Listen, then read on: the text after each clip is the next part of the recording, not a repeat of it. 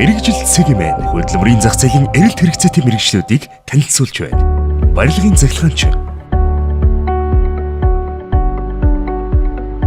Би 2017 онд Налахын мэргэжил сургалт үйлдвэрлэлийн төв барилгын захиргааны мэргэжлээр төгсөөд захиргаан огцролд автоматжуулалтын үйл ажиллагаа явуулдаг Монхороос Интернэшнл компанид захиргааны мэргэжлээр ажиллаж байна.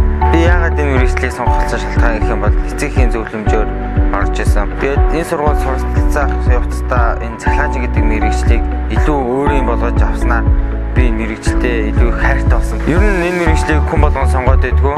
Миний бодлоор энэ мэргэжил нь ирээдүйд Монгол улсыг хөгжихэд нэг хөв нэмэр оруулах мэргэжил болов гэж би боддог.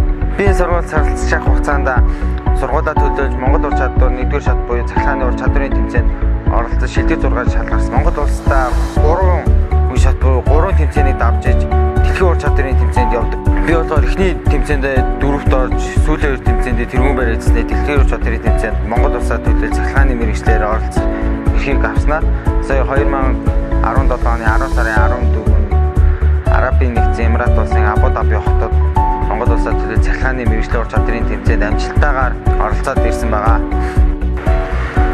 Манай мэргэжил нь болохоор бас дизайн гэдэг мэргэжлийг бас хослуулсан байгаа. Одоо энэ утсыг энэ олон утсыг эмэгтэйчтэй энэ даатлагчанд байрлуулж эмэгтэйчийг ингэж олох их мэтчлэн үйл ажиллагаа явуулдаг.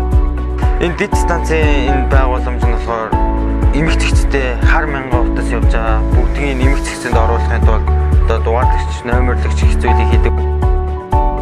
Би энэ байгууллагад ороод хамгийн анхны ажил гэх юм бол энэ дэд станцын хуваарлах самбар хийсэн хамтлан шиг самбар анхны ажилд ороод хийсэн байгаа.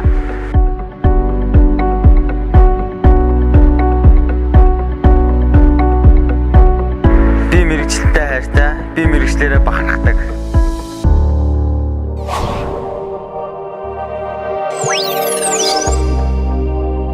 Мэргэжил